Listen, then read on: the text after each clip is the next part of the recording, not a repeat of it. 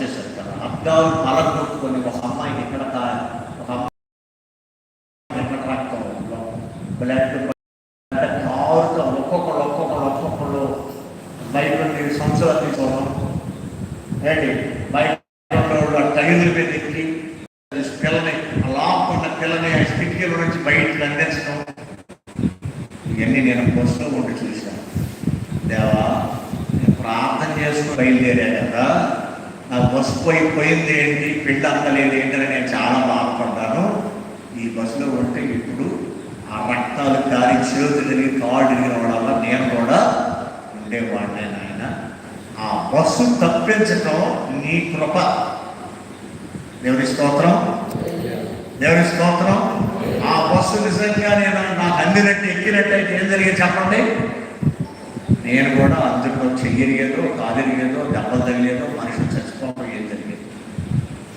కాబట్టి నేను మనం చేస్తున్నా, పోగొట్టుకున్న దానికంటే గొప్ప ఆశీర్వాదాలతో ఇచ్చేటువంటి దేవుడు మనమే. ఆయన తన బిడ్డలకి మనం ఏది పోగొట్టుకున్నామో అని బాధపడతా ఉంటాం. మనం అది నష్టం వచ్చింది, ఇది నష్టం వచ్చింది, అది పోయింది, ఇది పోయింది, అయ్యో నేను ఎంత లాస్ అయిపోయా, నా జీవితంలో ఎంత నష్టపోయా అని తనకై బాదుకుంటా ఉంటాం. ఏమి బాదుకోక్కర్లేదు. తన బిడ్డలకి ఏమి నష్టపోయారో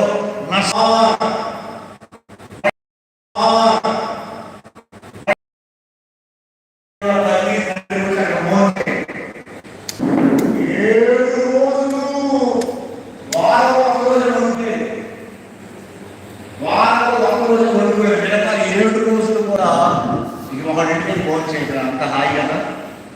అంత ఐక్యంగా ఉండేటువంటి అన్నదమ్ములు, కొడుకులు, కూతుర్లు, అలాంటిది వారందరూ ఉండగా ఆ ఇల్లు పడిపోయి సాతాను దేవుడితో పోరాడి సమస్య తీసుకొచ్చి పెట్టి వాళ్ళ కుటుంబం అంతా కూడా చనిపోయేటట్టుగా చేస్తే ఏమి పోగొట్టుకున్నాడు?